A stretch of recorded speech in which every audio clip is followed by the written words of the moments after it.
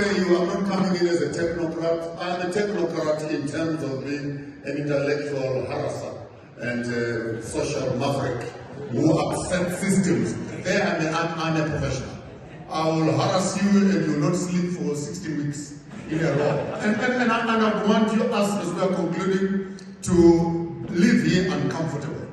And I'm doing this deliberately so that you can have an action plan that let us go out there and let us do something about it. I love what my brother said. Swobo did not go to war to fight for democracy. Let's start right there, where it's uncomfortable. You guys went to war, and you did not go to war to fight for democracy. We didn't go to war so that we wanted to share toilets. No, we can build our own toilets. We went to war because we wanted to restore land, number one. We wanted power away from those that were oppressing us and to have it to ourselves. And I'm not talking about Swobo alone. I'm talking this as a Pan-Africanist. This has been the weakness of all African governments, all of them. They went to war to fight for land. When they were there, they started organizing governments and they made themselves the kings while they were at war. And when they came back, they assumed the instruments of colonial power systems, and they started to become the drivers of the same system which had oppressed them. I'm not preaching my words. So we came back with presidents when we went to war with kings.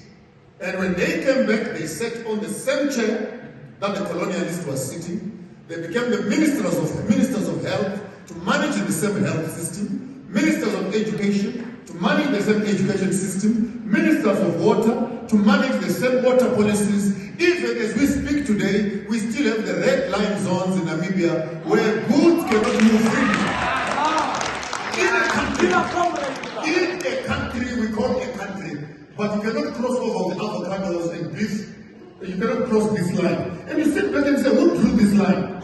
A bunch of some Bolos and German guys who say, no, if you allow goods from the north to come down here, then the businesses of the south will die. We are the monopoly holders of business in Vino. You can't allow cheap things from the north to come, and those red lines are still there.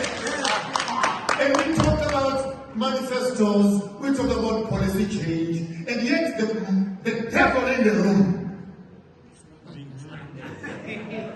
still looks at us, and to tamper with it, we all want to tiptoe and put golden gloves when we begin to talk about these real issues that matter.